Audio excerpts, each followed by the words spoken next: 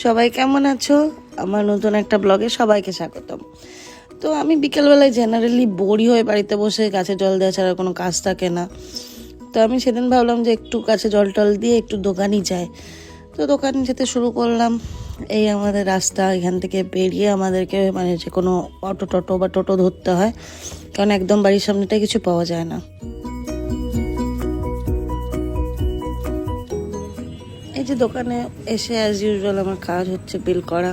আমি এলে রাজদা উঠে চলে যায় এখান থেকে, আমাকে বিল করতে বসিয়ে দেয়। তো ওটাই চলছিল।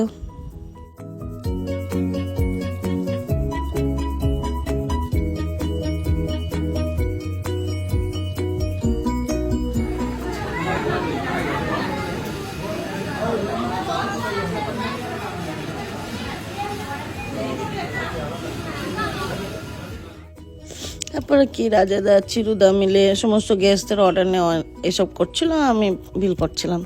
এই তো কাজ, যেটাও খুব বোরিং।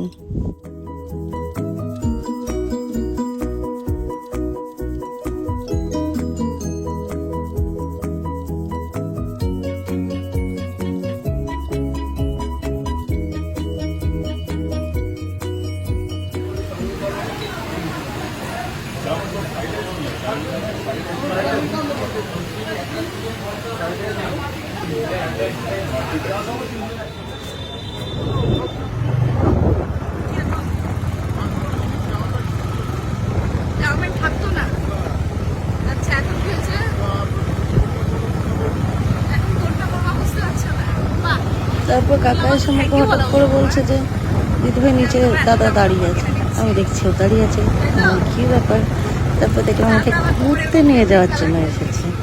তো ওখান থেকে বেরিয়ে যথারীতি আমাদের একটাই যাওয়ার জায়গা, হ্যাশট্যাগ, সেখানে গেলাম।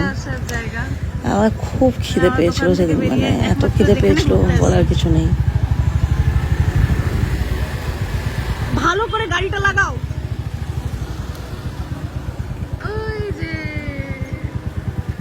আমি চিকেন খেলাম, কিন্তু চিকেনটার ভিডিও করতে ভুলে গেছি। এই যে মেড বাই হিম পালিয়ে গেল, শেফ অ্যাসিস্ট্যান্ট মালকিন বলো, মালকিন আপুরিজ ভগবান দেখি এখানেই বসে খেলে যাচ্ছি। তো চিকেন পপকর্নটা খেলাম আর ককটেলটা খেলাম। এবার আমি বাড়ি চলে যাবো, আর আমাকে বাড়িতে নামিয়ে দিয়ে ও যাবে দোকানে।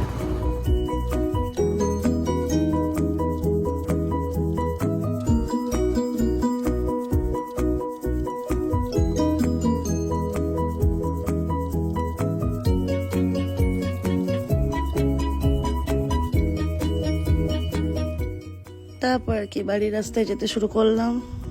তো ওই টাইম ভিডিও করছিলাম রাস্তাটা, তো কিছুতেই ভালো ভিডিও করতে পারছিলাম না, কেন জানি না।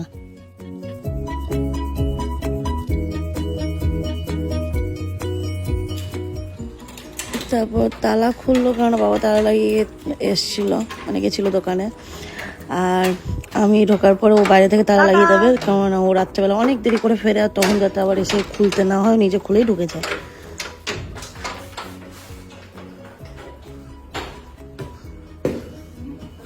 তারপর কখনো বাইরে গিয়ে ঘরে এলেই আমার প্রথম কাজ হচ্ছে আমার মাছগুলোকে একটু দেখতে যাওয়া। তো আমি উপরে চলে যাচ্ছিলাম টুকটুক করে, যে মাছগুলোকে একবার দেখি কেমন কি করছে ওরা।